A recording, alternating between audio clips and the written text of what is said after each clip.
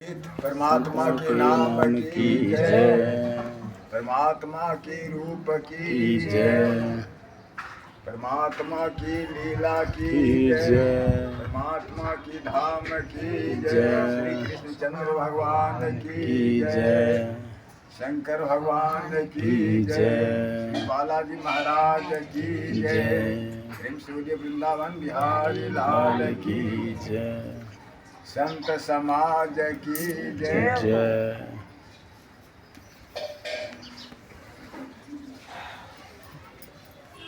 गोविंद हरे गोपाल हरे, जय जय प्रभु दीनदयाल हरे, गोविंद हरे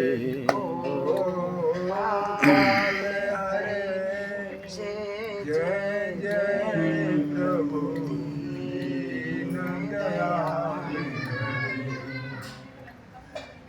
जय जय प्रभु दीन दयाल हरे,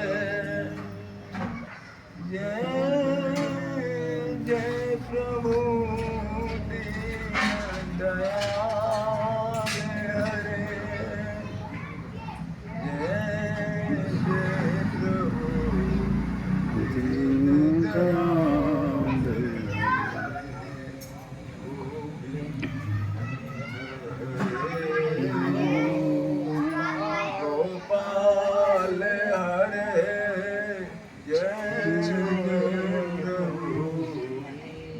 दीन दयाल हरे, जय जय प्रभु दीन दयाल हरे, जय जय प्रभु दीन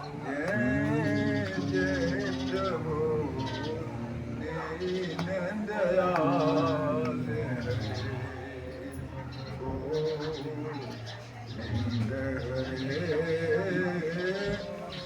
गोपाल हरे, जय जय प्रभु दीन दयाल हरे,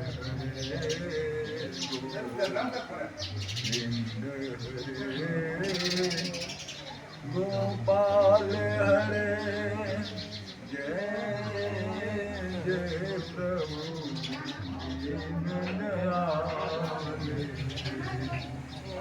वृंदावन बिहारी लाल की जय। प्रेमी सज्जनों, भक्तजन, प्रसंग श्रीमद् भगवत गीता का सार विषय पर चर्चा गुरु प्रवचन से ही जारी है। इसके उपरांत गुरु प्रसंग में बताया गया था कि माया की हजार बंधन से हम किस प्रकार से बंधे हुए हैं।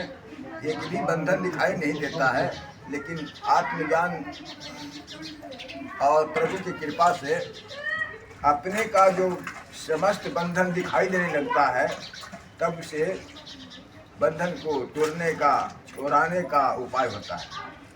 जब तक बंधन दिखता नहीं है, तब तक बंधन छूट नहीं सकता, टूट नहीं सकता। तो अब इसकी एक रहस्यमयी विषय है। रहस्यमयी विषय प्रभु की लीला की है।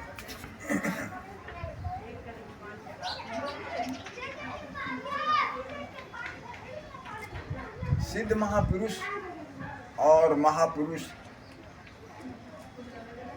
जो जगत गुरु के रूप में और शंकराचार्य के रूप में जो दिव्यांग गुरु के पद दिए जाते हैं। दिव्यांग गुरु का मतलब होता है जिसमें दिव्य दृष्टि प्रदान करने का क्षमता हो, जिसमें दिव्य दृष्टि प्रदान करने का क्षमता हो या ना हो, लेकिन खुद में दिव्य दृष्टि विद्यमान हो, खुद में दिव्य दृष्टि विद्यमान हो, वही जगत गुरु और शंकराचार्य का पद का तात्पर्य। सबसे मेन लक्षण दिव्य दृष्टि। जब तक दिव्य दृष्टि नहीं होगा तब तक हम प्रकृति से आर पार, सारे ग्रंथ, सारे धर्म, सारे मजहब से आर पार कैसे हो सकते हैं? एक पंथ मजहब में सीमित रह करके परमात्मा को नहीं जाना जा सकता। परमात्मा स्वतंत्र है तो स्वतंत्र होकर के ही परमात्मा को जाना जा सकता है, निरपक्ष होकर के सब परमात्मा को जाना जा सकता है। तो यहाँ मैं अब छेड़ दिया है बात, जो बहुत गंभीर विषय भी है, क्योंकि पूर्व 1000 वर्ष पूर्व ऐसे जगत गुरु शंकराचार्य महाराज थे जैसे देवराहा बाबा थे। वो गुप्त रूप में थे, अपने को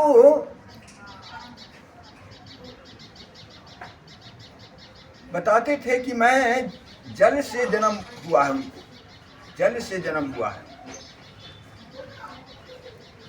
तो देखिए, जगत गुरु होते हैं, उनमें कोई न कोई परमात्मा का ऐसी लीला होती है, शक्ति होती है, दिव्य दृष्टि होती है, प्रभु की कोई ऐसी अलौकिक शक्ति होती है। तो जय हो। तो अब यहाँ ऐसे जगत गुरु शंकराचार्य को परमात्मा चुनते हैं।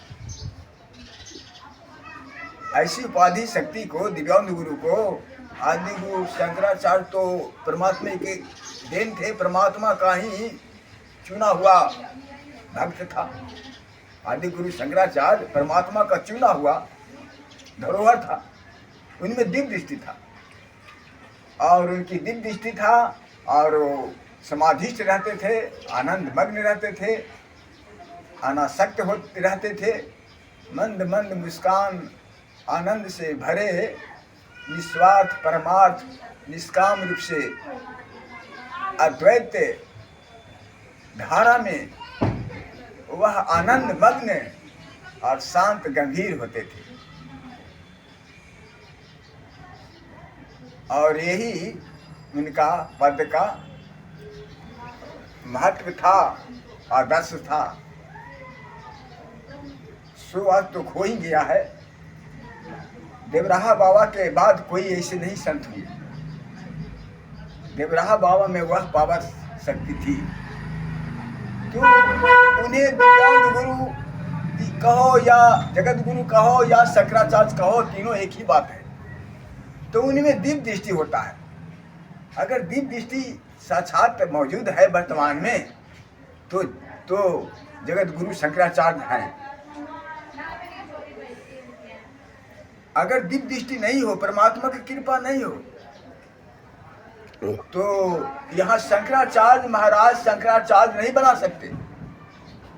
यहाँ वर्तमान के जगत गुरु या शंकराचार्य या जगत गुरु नहीं बना सकते। उनमें क्षमता नहीं होता, उनमें क्षमता नहीं होता है। क्षमता होता है परमात्मा में। परमात्मा खुद चुनता है। ऐसे महापुरुषों को परमात्मा खुद चुनता है। ऐसा नहीं कि किसी यहाँ जो वर्तमान में जो शंकराचार्य हैं, जगत गुरु हैं, वो गुरु शिष्य को चुनते हैं और गुरु शिष्य को चुनते हैं, गुरु शिष्य को चुनते जाते हैं, अब ऐसे पीढ़ी दर पीढ़ी बना देते हैं। नहीं, कहने का मतलब कि एक व्यक्ति क्या कहीं 4 हो सकता है? पूरे विश्व में इनके तरह इनका और रूप है? इनका तरह कोई और हो सकता है? नहीं हो सकता है ना। एक ही पीस होता है ना। सारे आप लोग एक ही पीस है ना। तो जगत गुरु भी एक ही पीस होता है, शंकराचार्य भी एक ही पीस होता है। ये नहीं कि वो 2-4 पीस बना सके। बनाने वाले परमात्मा होते हैं। परमात्मा शंकराचार्य और जगत गुरु बना सकते हैं। यहाँ की शंकराचार्य और जगत गुरु, शंकराचार्य और जगत गुरु नहीं बना सकते, नहीं बना सकते, क्योंकि उन्हें दिव्य दृष्टि नहीं होता है। आज तो नियम बना हुआ है, प्रस्थानत्रयी ग्रंथ को भाष्य कर दे तो जगत गुरु शंकराचार्य का पद मिल जाता है। प्रस्थानत्रयी का मतलब होता है वेदांत सूत्र, ब्रह्म सूत्र, ब्रह्म सूत्र और कम से कम तो 11 उपनिषद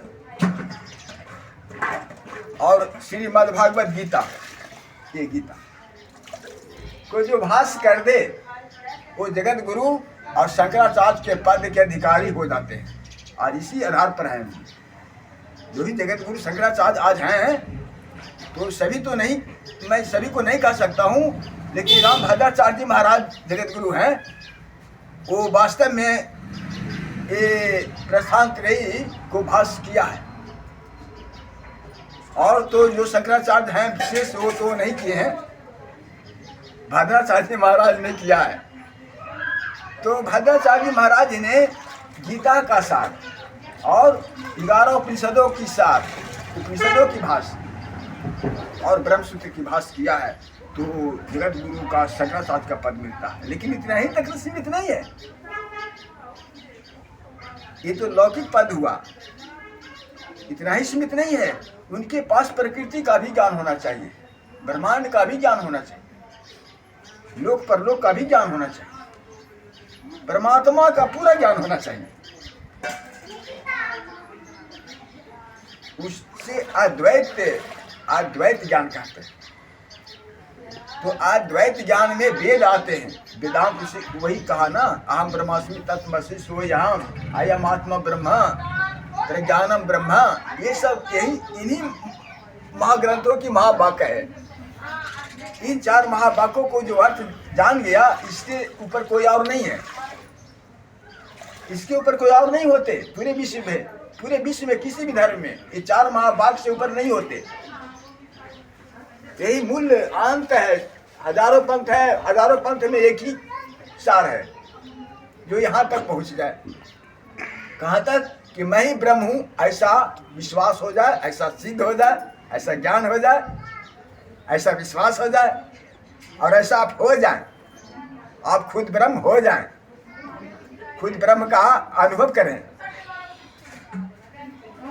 ये लास्ट ज्ञान है ना, खुद ब्रह्म का अनुभव करें, ये लास्ट है ना। तो खुद परमात्मा का साक्षात दर्शन करें। इस अयम आत्मा ब्रह्म है, या आत्मा ही ब्रह्म है।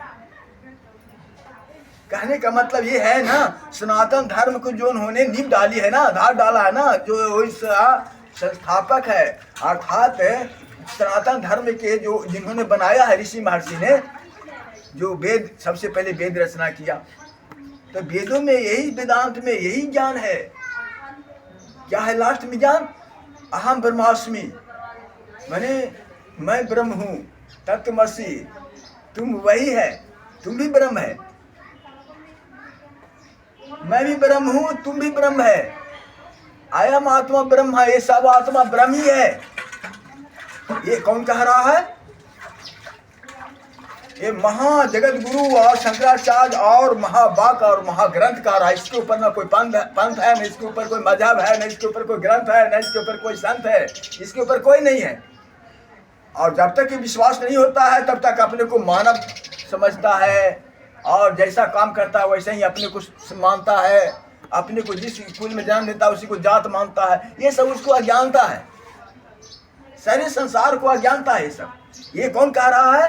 ये सब वेद हमारा कह रहा है, शास्त्र कह रहा है, उपनिषद कह रहा है, ऋषि मुनि महर्षि कह रहे हैं। जो सिद्ध पुरुष जो सिद्ध थे, जो परमात्मा के समान थे, परमात्मा को प्राप्त किए हुए थे, ऐसे भक्त, उनकी वाणी है। भगवान श्री कृष्ण की वाणी है, शंकर भगवान की वाणी है, शनिदेव भगवान की वाणी है, सब ये वाणी है। तो अब यहाँ तक पहुँचने का रास्ता क्या है? ये खट चक्र जगाना पड़ता है। खट चक्र सबसे पहले मूलाधार चक्र जगाना होता है। तो मूलाधार चक्र जगाने का मतलब क्या हुआ? आपको आसन और माला जाप करने में मन लग जाए, कथा सुनने में मन लग जाए, तो वे समझिए कि मूलाधार चक्र जाग चुका। और जब मूलाधार माने बैठने का, जो मूलाधार जो है ना, नीचे की हड्डी कहते हैं ना, माने बैठने की शांति मिल जाए, आराम से आप 4-5 घंटा बैठ सको, तो ये आसन सिद्ध हो गया। तो समझो मूलाधार चक्र जम रहा है। अगर उठ बैठ ये बैठ नहीं रहा, मैंने चूतर बैठ नहीं रहा है, तो मूलाधार चक्र नहीं लगेगा, क्योंकि उसी में मूलाधार चक्र ना है। रीढ़ के हड्डी जो सबसे पीछे लास्ट नीचे जाता है ना, तो जहाँ लास्ट नीचे होता है ना, वहाँ से मलमूत्र के द्वार के सामने, मतलब तो उसी को कहते हैं मूलाधार चक्र। तो मूलाधार चक्र सबसे पहला चक्र होता है। तो मूलाधार चक्र से शरीर पहले ठाई नहीं रह बैठेगा, है ना, ये डोलते रहेगा, चलते फिरते रहेगा, इसका ठैया नहीं मिलेगा। बैठ 2 घंटा आराम से जाप नहीं कर सकता बैठकर, तो मूलाधार चक्र सिद्ध नहीं होगा, उसकी भक्ति धर्म नहीं फलेगा। तो मूलाधार चक्र का मतलब ये हुआ कि हमें समझ में आए या ना आए, हम गुरु के सन्निधि में, धर्म के सन्निधि में, सत्संग के सन्निधि में हम आसन में लगा के 4-5 घंटा आनंद से बैठे।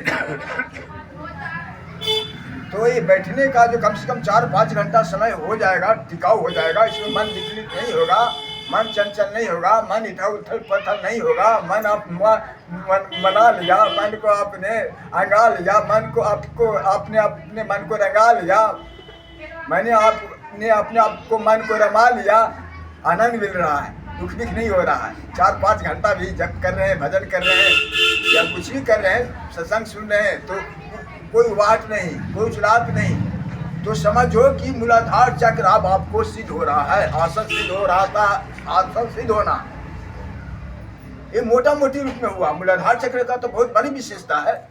मूलाधार चक्र को तो ये कुंडलिनी शक्ति होती है ना, ये कुंडलिनी शक्ति होती है इसके अंदर। ये त्रिकोण होता है इस तरह से, और इस तरह से त्रिकोण होता है मूलाधार चक्र नीचे, और उसी में कुंडलिनी शक्ति अमृत लेकर के मुंह में और छुपी हुई और मुंह बंद करके और सोई रहती है। तो अमृत का वो उसमें छेद होता है ना, तो बंद होता है। तो बंद होता है तो मूलाधार चक्र में वही ना है जो बंद रहता है, वो खुलता है। कब खुलता है ना, तो जैसे देखिए एक पीपा में पानी है, इसमें पानी है भरकर, और उसको एक छिद्र भी नहीं है, तो क्या उसमें गैस बनेगा ना? एक छिद्र नीचे से हो जाएगा तो फिर क्या उसको गैस रहेगा? उसमें नहीं रहेगा ना। तो उसी प्रकार से ब्रह्मरंध्र जो होता है ना, ब्रह्मरंध्र यहाँ 1000 पंखुड़ी वाला शास्त्र कमल है, फूल है यहाँ ब्रह्म, ये त्रिकुटी के ऊपर होता है। और मूलाधार चक्र में एक छिद्र होता है और एक यहाँ छिद्र होता है, और बीच में 6 चक्र होता है। 6 चक्र जब जग जाता है ना, तो क्या होता है कि अंदर से आनंद उत्पन्न होता है। तो इसकी क्या स्थिति होती है? इसकी 3 स्थिति होती है।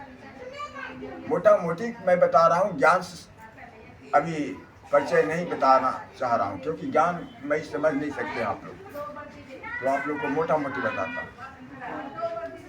कि 6 चक्र कैसे सिद्ध होगा।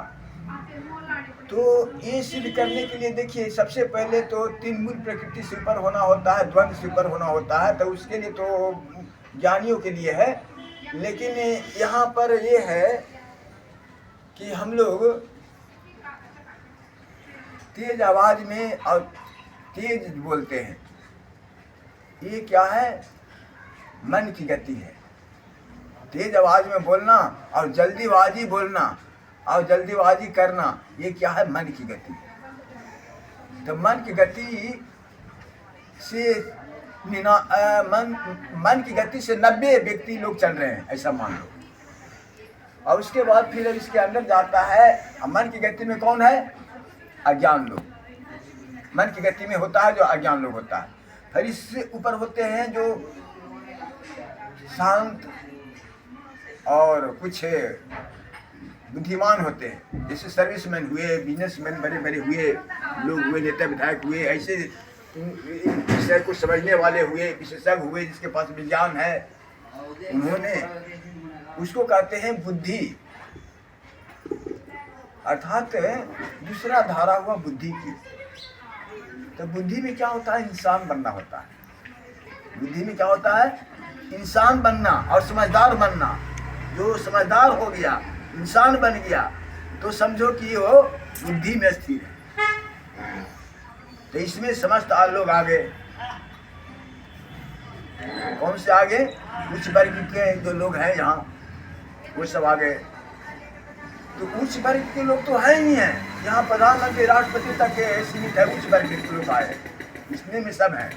अब तीसरा धारा होती है आत्मा। आत्मा की धारा क्या होता है? शांत होता है, आनंद होता है, उसमें करुणा होता है, उसमें दया होता है, उसमें अनासक्त होता है, त्रिगुणातीत होता है, द्वंद्वातीत होता है, उनमें दया रहती है, उसमें प्रेम होता है, उसमें नम्रता होता है, उसमें क्षमता होता है, सहन करने का क्षमता होता है, नम्रता होता है, और क्या होता है? क्षमावान होता है। कैसा होता है? क्षमा करना, क्षमा करना, क्षमा करना, क्षमा करना एक बहुत बड़ा ये है। क्षमा करना, क्षमा करना सबसे बड़ा शक्ति। क्षमा करना बहुत बड़ा शक्ति आत्मा की धारा से आती है। कहाँ से आती है? आत्मा की धारा से। किसी से प्रेम करना कहाँ से आती है? आत्मा की धारा से। करुणा, दया कहाँ से आती है? आत्मा की धारा से। संतोष कहाँ से आती है? आत्मा की धारा से। अनुराग, वैराग आत्मा की धारा से। विनती, प्रार्थना आत्मा की धारा से। तो समझो कि वो प्रभु का भक्त है, उसे नवधा भक्ति सिद्ध हो जाता है। नवधा भक्ति सिद्ध हो जाता है जिससे, तो आत्मा का धारा है। इस आत्मा की धारा में ही कोई भक्ति कर सकता है और प्रभु की कृपा कर सकता है। न दूसरे धारे वाले को और न तीसरे धारे वाले को। जो मन बुद्धि की धारा में है उसको भी प्राप्त नहीं होगा, बुद्धि की धारा में जो है वो भी प्राप्त नहीं करेगा, जो आत्मा की धारा में है वही प्राप्त करेगा। तो आत्मा की धारा में है उसे ये 6 चक्र जग जाता है। 6 चक्र जगने का मतलब क्या है? 8 चक्र जब जग जाता है तो ये अहम ब्रह्मास्मि हो जाता है। अपने को ब्रह्म, अपने में ब्रह्म दिखने लगता है। तो अपने में ब्रह्म क्या दिखता है? हार मांस लोथड़ा नहीं दिखता है। अपने में जो ब्रह्म है वो मैं तो बार बार कहता हूँ ना कि इसमें 2 ही तत्व ब्रह्म दिखता है, एक आंखों की प्रकाश और एक श्वास, है ना। ये 2 जो सबको जो 2 है ना, ये मिला हुआ है कि नहीं? आपके बस में है? श्वास आपके बस में है? आंखों की प्रकाश भी आपके बस में नहीं है। आप कहिए कि हम आंख मूंद लेंगे, मूंद लोगे तो भी वो कहीं देख रहा है ना। तो ये जो 2 चीज है ना, यही 2 चीज को समझना है। यही 2 चीज अमर होते हैं। इसलिए यहाँ अब अद्वैत ज्ञान का आज प्रचार हो रहा है। आज मैं समझाना चाह रहा हूँ अद्वैत ज्ञान में क्या थे। 1000 वर्ष पहले इसकी परंपरा, इसकी प्रचलन ज़्यादा था। 1000 वर्ष पहले पूर्व जो ऋषि महर्षि थे देवराहा बाबा के समतुल्य में थे। देवराहा बाबा को जानते हैं आप लोग? नहीं जानते हैं? देवराहा बाबा को देख लेना एक बार वीडियो में, गूगल पर देख लेना। देवराहा बाबा एक संत है ना, वो संत थे। वो महासंत थे। वैसे महासंत से देश का कल्याण होता है। और वो संत थे ना, वो संत को देवराहा बाबा को बताते थे, डॉक्टर राजेंद्र प्रसाद, कि मैंने 5 वर्ष की उम्र में गया था देवराहा बाबा के पास शायद, तो उनको बूढ़ा मैं देखा था जैसा। फिर मैं राष्ट्रपति बना, उसके बाद मैं भी गया तो मैं बूढ़ा हो गया।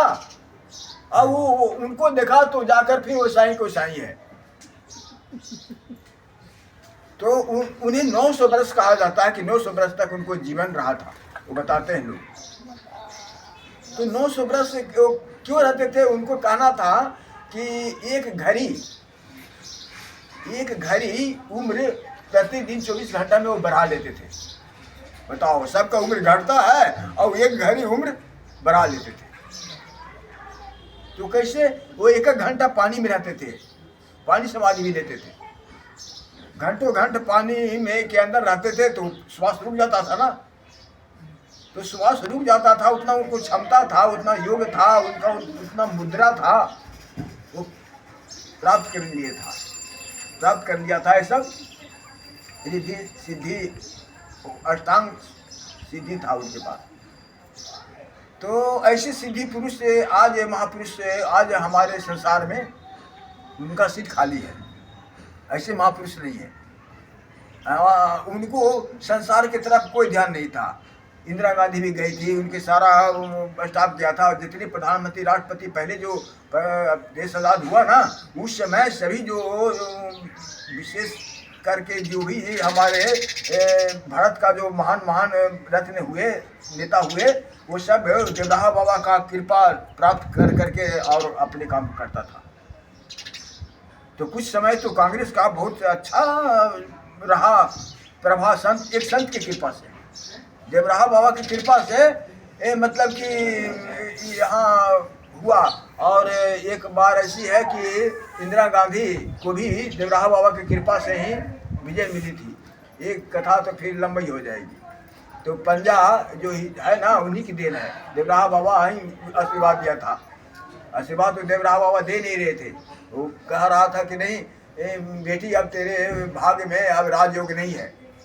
तो रोने लगी, तड़पने लगी, बिलखने लगी। तो दयालु संत होते हैं, कहा कि तो जाओ कृपा हो जाएगी, ऐसे कह करके और कहा देवराहा बाबा। तो पंजा ही अपना निशान बना दिया, चुनाव चिन्ह बना दिया।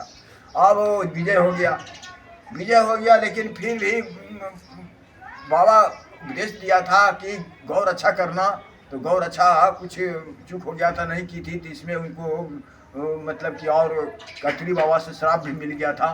तो वैसे ही श्राप मिला महापुरुष का, वैसे ही उसको भोगना पड़ा, है कि नहीं? तो ऐसे महापुरुषों को श्राप मिल जाता है जब का करके धोखा देता है।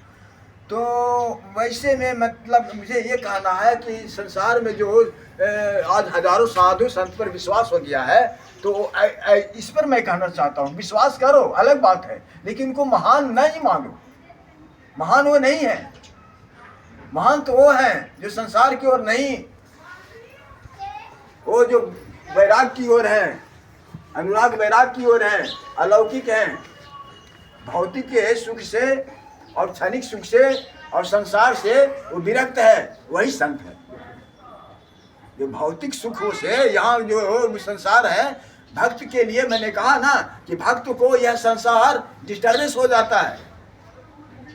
भक्त के लिए यह संसार कैसा हो जाता है, जैसे भक्त को ये होता है कि जैसे किसी को कोई ऐसी हत्या कर दिया हो और उस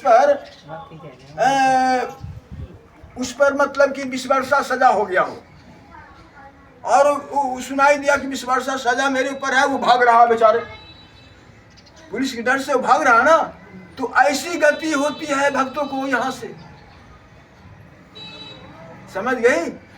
ऐसी दशा होती है यहाँ संसार ना, उसके लिए वैसा ही भागने को, छुपने का मन करता है, क्योंकि संसार इतना डिस्टर्बेंस है, ये संसार में इतनी दिक्कत है, भक्ति होने में भंग है, ये संसार को समझना इतना कठिन है इस संसार को हम लोग नहीं समझ पाते, न खुद को समझ पाते हैं, न लोग को समझ पाते हैं, न किसी को न स्वयं समझ पाते हैं, न लोग को समझ पाते हैं, और समय गुजर जाता है।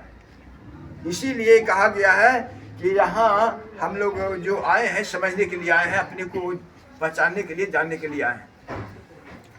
तो कहने का तात्पर्य यहाँ यह है कि अद्वैत वैदिक हमें जो ज्ञान है, जो क्या सिखाते हैं और कैसा संत का पहचान कराते हैं कि जो संत वास्तव में इस संसार की तरफ कोई उनको कुछ नहीं चाहिए।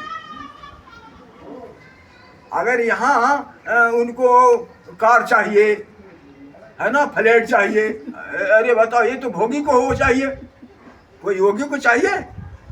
अरे योगी को काम है परमात्मा का ध्यान करना, तो ध्यान करने के लिए आपको कार की क्या जरूरत है? परमात्मा को ध्यान करने के लिए तो आपको समाधिष्ठ होकर के, आनंद पूर्वक, शांत पूर्वक, गंभीर होकर के, आपको मौन होकर के आप परमात्मा को ध्यान करना होगा।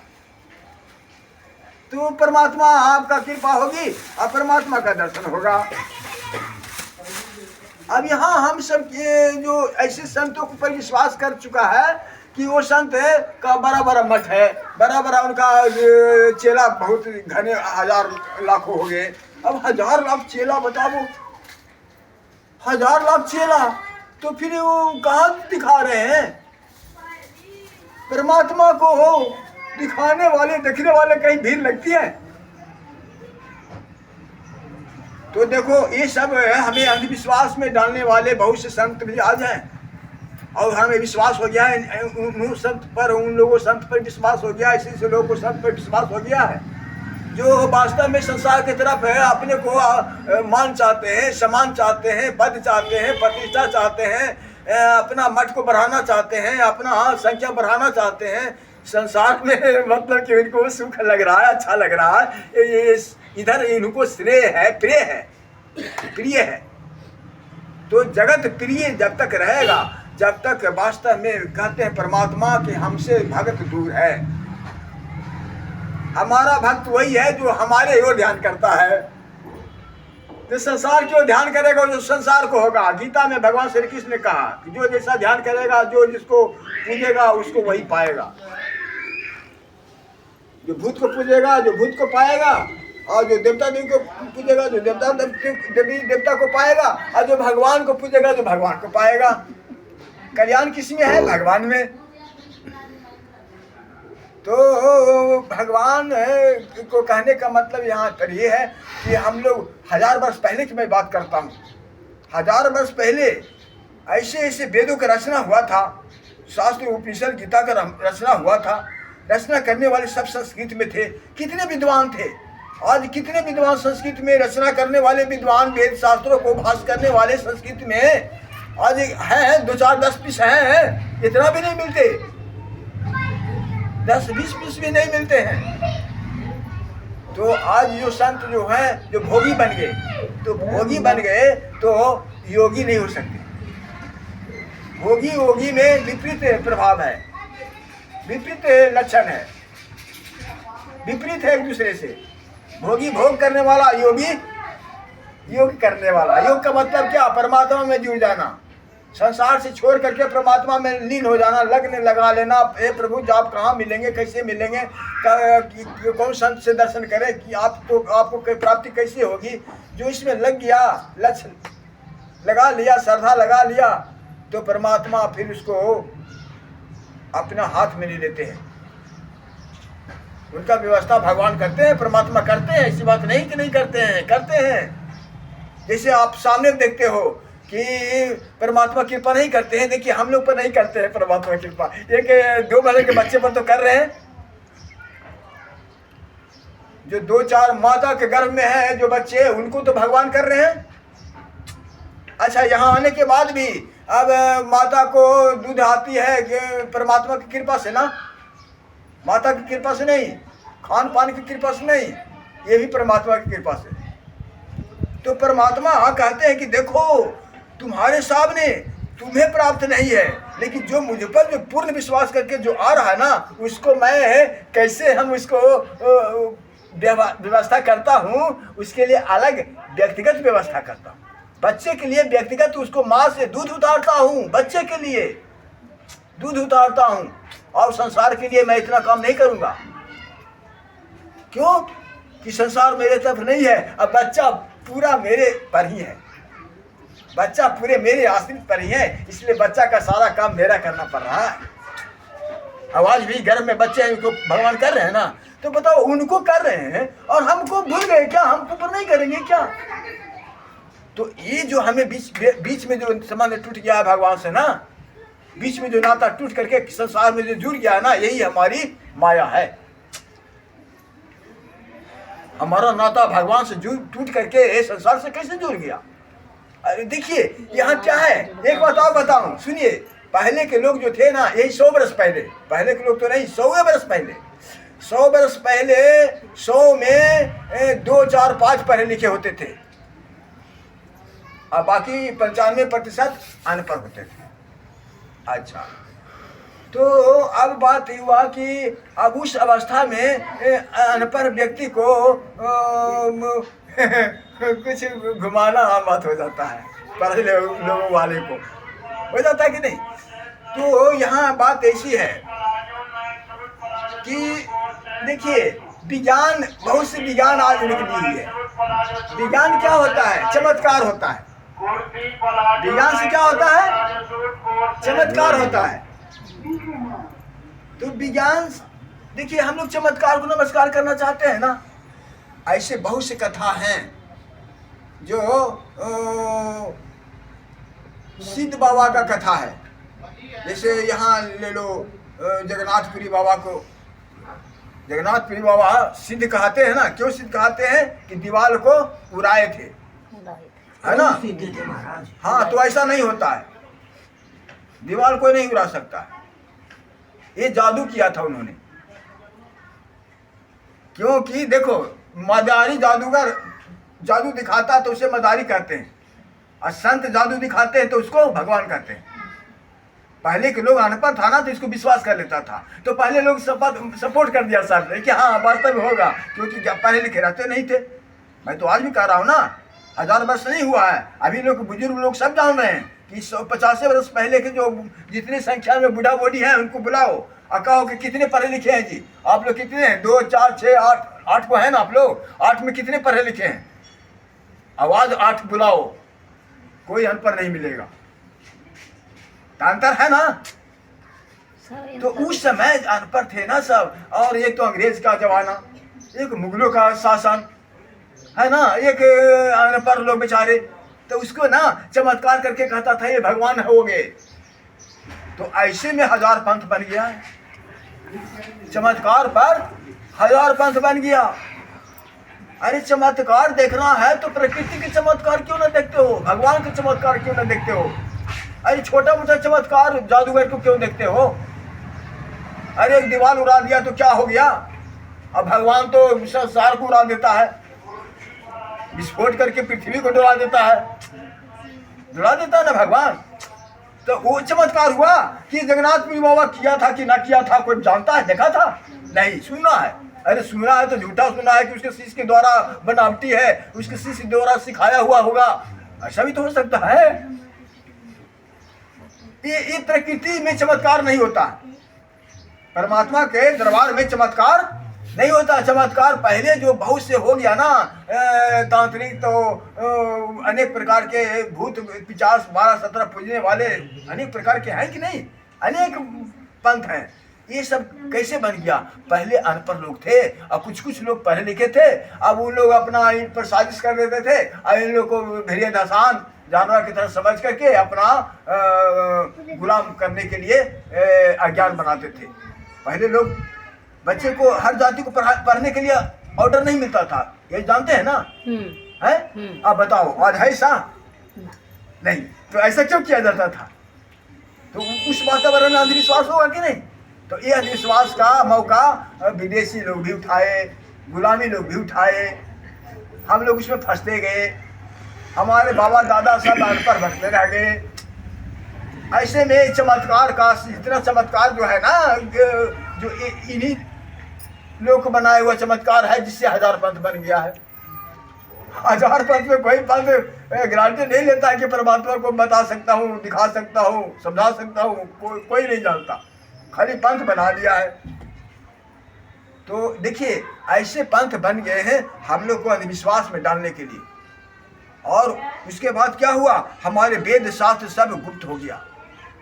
वेद शास्त्र उपनिषद जितने भी ग्रंथ थे ना, पहले हजार वर्ष पहले ऋषि मुनि महर्षि जो तपस्या करते थे, समाधिष्ठ होते थे, अनुराग वैराग करके, मतलब कि वो अलौकिक होते थे, पता नहीं दिव्य दृष्टि से कहाँ पर जाते थे, पता नहीं वो कितने ब्रह्मांड में रहते थे, वो ऐसे ब्रह्मांड में रहते थे। और आज भी मैं उस ब्रह्मांड को थोड़ा सा बताता हूँ कि आपका जो प्रकाश है, आंखों की प्रकाश, उसको वहाँ ले जाओ, आप खोल करके देखो, ये सारे ग्रह नक्षत्र तारे, एक एक पृथ्वी से एक एक तारे 1000 गुना बड़ी, तो इतने असंख्य तारे, 4 खरब तारे बताया जाता है करीब करीब। और उतना ब्रह्मांड में एक आकाश है, और उसमें भी इसमें हजारों आकाश है। हजारों आकाश में कितना ब्रह्मांड होगा। और उतना ब्रह्मांड में एक गैलेक्सी है, ब्लैक गैलेक्सी। ब्लैक गैलेक्सी में ब्लैक होल है। ब्लैक होल में हजारों सूर्य, हमारे जो सूर्य उगते हैं ना, ये हजारों सूर्य उसमें उसके पेट में चला जाएगा, तो पता नहीं चलेगा हजारों सूर्य कहाँ चला गया। इतनी बड़ा ब्लैक होल आकाश के अंदर है। और उस आकाश में मतलब कि अंदर से भी ऐसे कितने विस्फोट होते रहते हैं, जिससे अनेकों ब्रह्मांड बनते रहते हैं। यहाँ किसी को ध्यान है नहीं ना, तो फिर परमात्मा आत्मा कैसे प्राप्त होगा, यहाँ समझना पड़ेगा। आप हम ना वहां तक पहुंचे हुए हैं, हमारे पास ज्ञान है, आत्मज्ञान तत्व ज्ञान, तो हम अपने को अनुभव कर रहे हैं, वहां तक पहुंच रहे हैं, देख रहे हैं। जिस दिन ज्ञान आपको भी हो जाएगा ना कि हम इतनी विराट है, आपने ये सारे हिसाब किताब करने का जो दिमाग हो जाए, हिसाब किताब करने का दिमाग सबको नहीं होता है, होता है। अनपढ़ लोगों को तो बेचारा कोई हिसाब नहीं समझ में आएगा, है ना। और बड़े बड़े इंजीनियर लोग हैं, बड़े बड़े मैथमेटिशियन जो हैं, उनको तो हिसाब आता है ना। तो ऐसे स्तर के लोग हैं ना जो सब हिसाब लगाते हैं कि वो ब्रह्मांड इतनी बड़ी है, इतनी बड़ी ब्रह्मांड में हजारों आकाश नहीं, अनंत आकाश बताए। हजारों आकाश तो मैं कह रहा हूँ, अनंत आकाश। एक आकाश में 4 खरब ब्रह्मांड, एक आकाश में। तो ये अनंत आकाश में कितने ब्रह्मांड होंगे। इतना ब्रह्मांड परमात्मा ने बनाया है, उनको क्या चमत्कार है, उनकी कितनी बड़ी जादू है। और वहां तक पहुंच रहे हो, और बीच में ब्लैक होल है, और वो ब्लैक होल से भी पता नहीं जितना इधर है जितना अंदर भी है, पता नहीं चलता है। तो वहां तक जो पहुंच जाता है ना, तो वो ध्यान में वही ब्रह्म। अब आत्मा वहां तक पहुंच रहा है, आत्मा आपके वहां तक है। और इतना जो जान जाता है ना, तो समझिए कि उनके पास दिव्य दृष्टि है। तो वो अपने को इतना विराट रूप है, और उनको अंधविश्वास समाप्त हो जाता है। सत्य दर्शन होने से, सत्य का परख होने से अंधविश्वास असत्य दूर हो जाता है ना। जैसे कहने का मतलब है कि दूर में नदी में अगर सीपी है, तो किसी को चांदी दिखाई दे रहा है, किसी को अबरक दिखाई दे रहा है, किसी को पानी दिखाई दे रहा है, किसी को और कचरा दिखाई दे रहा है, किसी को कुछ तेल दिखाई दे रहा है, किसी को चमकीला पेपर दिखाई दे रहा है। लेकिन वहाँ है क्या, वो तो सीपी है। तो उसी प्रकार से सत्य को समझने के लिए, जानने के लिए अपने को बनना पड़ता है। जो है, जो असली सच्चाई है आत्मा का, उस आत्मा को समझना पड़ता है। और इसके लिए समाधि है। और अगर समझ में नहीं आता है, तो कम से कम तो इतना विराट रूप हो करके ये समझिए कि हे प्रभु, हमको ध्यान दीजिए, हम आपके शरण में हैं, हमको आप अपने पावर शक्ति से अवगत करें। और हमें, मैं नहीं जानता, मैं आपको समर्पण कर दिया हूँ, मैं आपको पूर्ण समर्पण कर दिया हूँ। अब हमारे सुख दुख सब आपकी, आप जाने, मैं तो बिक गया हूँ, अब आपकी हो गया हूँ। आप चाहे जहाँ रखो, जैसे करो, तो उन पर छोड़ दो। तो देखिए उनकी कृपा फिर होने लगता है। तो आज का विषय यह है कि हम सब साधारण संतों पर विश्वास करके ठगे जाते हैं, क्योंकि देवराहा बाबा के तरह जो हमारे संत हैं, वही संत होंगे जो हमारा देश का कल्याण कारक होंगे। और ये लोग भोगी लोग देश का कल्याणकारक नहीं हो सकते हैं। थोड़ा शिक्षा दे सकते हैं, अलग बात है, थोड़ा समझा बुझा करके ईमानदार इंसान बना सकते हैं, यहाँ तक तो हो सकता है, लेकिन भगवान नहीं दिला सकते, भगवान नहीं बता सकते, भगवान नहीं सुझा सकते, भगवान का दर्शन नहीं करा सकते, और बिना भगवान का दर्शन किए हुए कल्याण भी नहीं होगा। तो इसलिए कहने का मतलब यहाँ पे ये है कि आज मैं अद्वैत वैदिक सिद्धांत के विषय में दर्शाना चाहा और आप लोग को समझाना चाहा कि अद्वैत जो है, अद्वैत का मतलब एक ज्ञान होता है, अद्वैत का मतलब सबको एक समझना होता है, अद्वैत का मतलब एक परमात्मा पर विश्वास करना होता है, अद्वैत का मतलब कि हे प्रभु आप ही एक है और हमारा कोई नहीं है। तो ऐसे प्रभु पर यदि विश्वास करते हैं ना, तो जो संसार पर जिसको विश्वास किया ना, संसार को विश्वास छोड़ करके और उन पर विश्वास करो, तो देखिए जितना संसार आपको मदद नहीं करेगा उससे ज़्यादा आपको भगवान मदद करने शुरू कर देंगे। लेकिन क्या होता है ना कि हम लोग जो है, जो पहले इसको सिद्ध नहीं किया, खट चक्र को सिद्ध नहीं किया, चक्र को सिद्ध नहीं किया, तो चक्र को तो हमको सिद्ध करना होगा। इसके लिए मूलाधार चक्र सिद्ध करने के लिए आराम से शांतिपूर्वक बैठना पड़ेगा 4-5 घंटा, है ना। फिर उसके बाद इसको जगाने के लिए, अनहत को जगाने के लिए, मणिपूरक को जगाने के लिए, अनाहत को जगाने के लिए, हृदय चक्र को जगाने के लिए, यहाँ तक को जगाने के लिए ना हमें लगन लगाना पड़ेगा, लगन लगाना पड़ेगा, प्रभु में लगन लगाना पड़ेगा। तब जा करके लगन लगाते हुए तब क्या होता है कि हमें अच्छा लगने लग जाता है, मन को, बुद्धि को, हमारा विचार, हमारा मन अब सत्संग में रमने लग जाता है, सत्संग बहुत प्रिय लगने लग जाता है। सत्संग अपने को बस एक कल्याण दिखता है, सूझता है, और संसार उसको व्यर्थ दिखता है और सत्संग उसको अपना दिखता है और इसी में कल्याण दिखता है। तो ऐसा करते करते फिर उसको क्या होता है, फिर कंठ खुलता है, कंठ खुलता है तो फिर कंठ, हाँ, फिर त्रिकुटी खुलती है, त्रिकुटी खुलती है तो फिर वो सहस्त्र कमल पर पहुंचता है, तो वहाँ जाकर परमात्मा का दर्शन होता है। ये खट चक्र जगाने वाले को परमात्मा का दर्शन होता है। तो खट चक्र जगाने का तो विधि विधान मैं अच्छी तरह से समझाऊंगा, लेकिन ऐसी बात है कि आप लोग को समझाने पर भी उतनी गहराई में नहीं समझ सकेंगे अभी, क्योंकि अभी सत्संग आओ समझना पड़ेगा इसीलिए। और ऐसे भी तो कम से कम इतना समझ सकते हैं कि आप भी सोच सकते हैं कि आवाज़ तेज करके बोलना, है ना, और चंचल मन होना, तो ये जो है ना, ये हमें सबसे पहले अनिष्ट है, असकुन है ना। तो हम क्या करें, नाम जरूर नाम लें, प्रभु का नाम आजपा शक्ति होता है, आजपा जाप, जैसे कहने का मतलब माला होती है ना, तो माला एक धागा पर सब टिकी हुई है, तो उसी प्रकार से आजपा जाप होता है ना। ये क्या होता है, जो जानते हैं क्या होता है, जो ऐसा क्यों कह रहे हैं, ऐसा इसलिए कह रहे हैं जैसे मान ले जाए कि देख लो एक रूम बना लो बहुत बड़ा, ठीक है, उसमें एक भी छेद ना हो, ठीक है, और अंदर में धुआं करो बंद करके, तो धुआं कहीं नहीं निकलेगा। अच्छा, अब पूरा मैं छेद कर दूंगा तो रूम का धुआं कहाँ निकलेगा, पूरा, है ना। 2 छेद कर दूंगा तो 2 धुआं निकलेगा ना, पश्चिम छेद करूंगा तो पश्चिम धुआं निकलेगा ना। तो बस उसी प्रकार से ये इस महल में भी है, इस कमरा में भी है, इस यही बात है।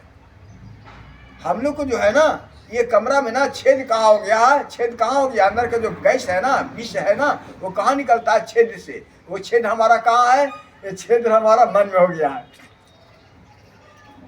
तो मन के द्वारा धुआं निकल रहा है, गैस निकल रहा है मन के द्वारा। तो ये मन की ओर जो गैस निकल रहा है वो ले जाएगा कहाँ, नरक की ओर। अच्छा, दूसरा छेद खुला इस तरफ, तो वो है बुद्धि की क्षेत्र। अब बुद्धि के क्षेत्र में भी धुआं निकल रहा है, तो उधर से भी जाएंगे तो 84 लाख होनी नरके में ही जाएंगे। अब कौन सा छेद, उसमें 10 छेद खोल दो, तो 10 छेद खोलोगे तो 10 जगह से धुआं निकलेगा ना। और यदि हम सब बंद कर देंगे और हमारा पश्चिम रास्ता है, तो हमारा पश्चिम धुआं निकलना है, तो हमारा पश्चिम दरवाजा खोल देंगे तो सारा धुआं पश्चिम जाएगा ना। ऐसा ही है कि हम लोग को गैस है, विष है ना, सब मन चलकर से हमारा कहीं और निकल रहा है जहाँ जाना नहीं है। तो अंदर में जो गैस विष बना हुआ है ना, प्रदूषण गैस जो अंदर में है, शब्दों का गैस है, अनेक प्रकार के विचारों का जो विकार गैस है, ये निकलना चाहता है। तो इसको कैसे निकालो? इसको जाप करके पाप को निकालो। जाप करोगे ना तो पाप को निकालोगे। जो पानी में डूब जाता है उसको क्या करता है? पेट को दबा जाता है ना। अब पानी निकलता है मुझे तो थोड़ा सा, तब उसको राहत मिलता है। तो ये पेट में ना पाप वाली पानी चला गया है। अब पानी में डूबे हुए हैं ना, माया रूपी पानी में डूबे हुए हैं, भाव सागर में। यही भाव सागर है। भाव सागर में डूब करके पानी चल गया है नाक मुंह में। अब ऊपर आए हैं तो उसको पहले पेट दाबना पड़ेगा, पानी निकालना पड़ेगा, है ना, तब काम बनेगा।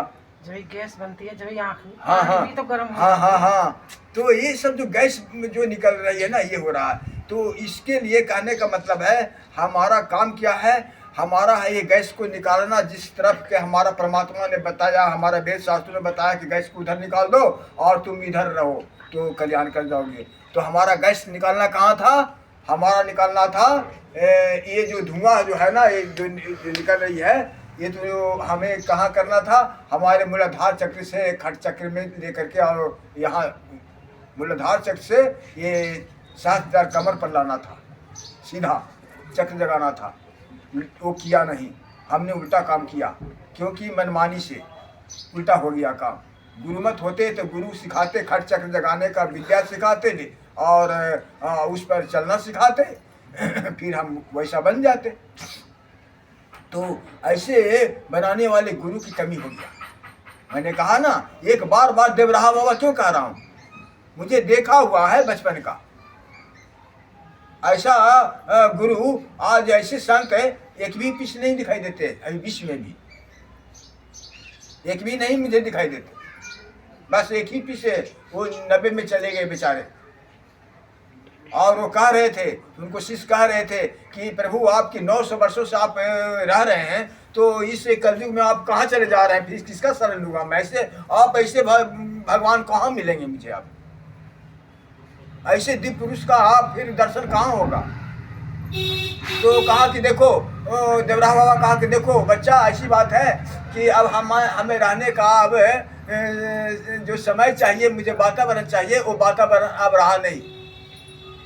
कहा हमारे ऐसे जो महापुरुष का रहने का वातावरण अब रहा नहीं, गंदा हो गया, वातावरण प्रदूषण हो गया, अब विश्वास हट गया। अब यहाँ ज़्यादा कलयुग वाला पाप हो गया।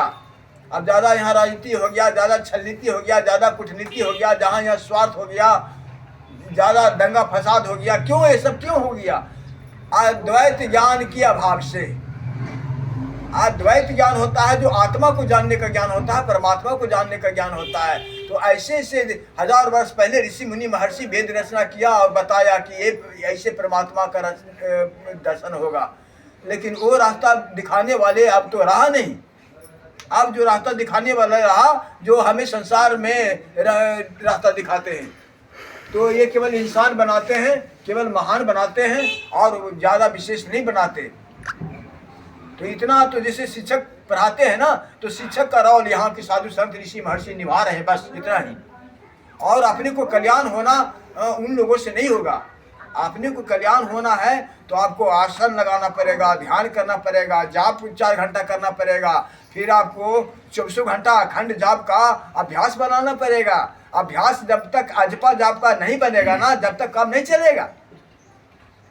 अजपा जाप से शक्ति आपको जगेगा, खट चक्र जगेगा। अजपा जाप ध्यान कर लेना, अजपा जाप। अजपा जाप का मतलब क्या होता है?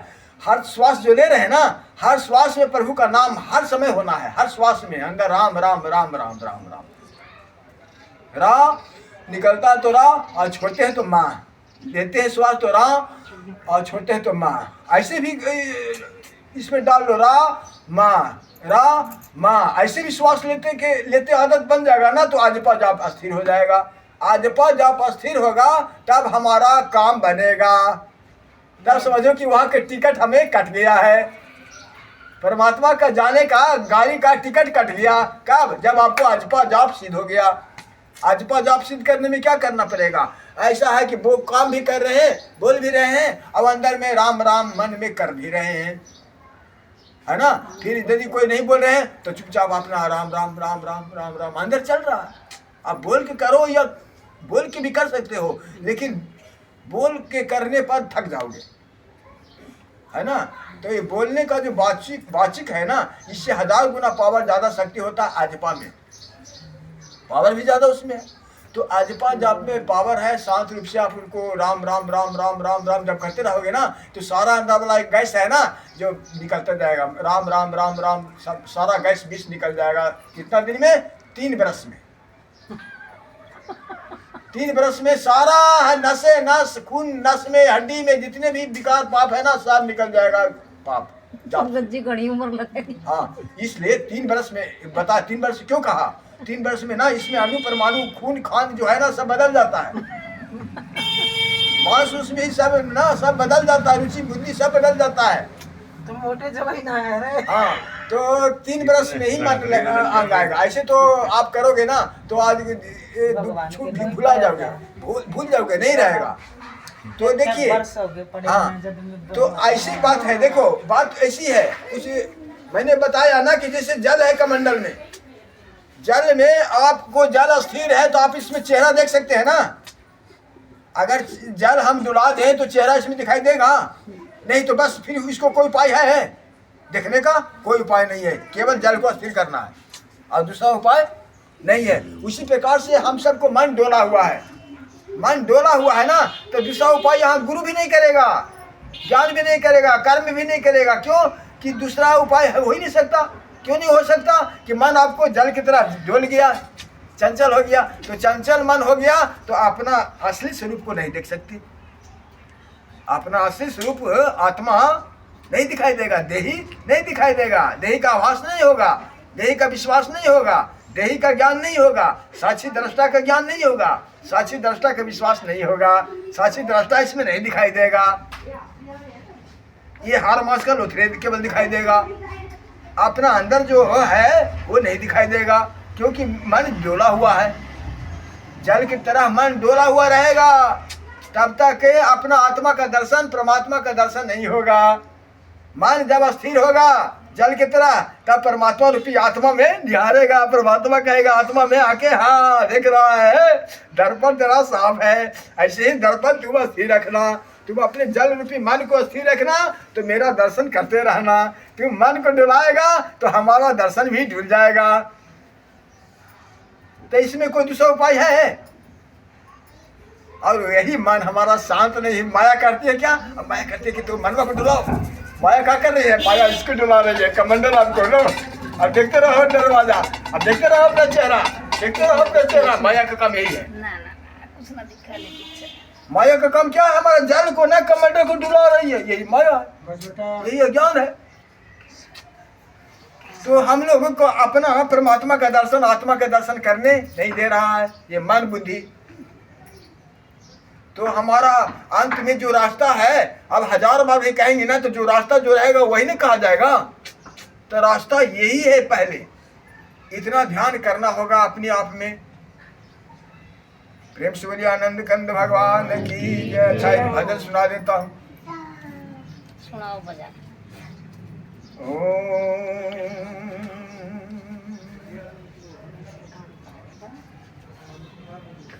आसरा भगवान से भक्त पुकार करते हैं,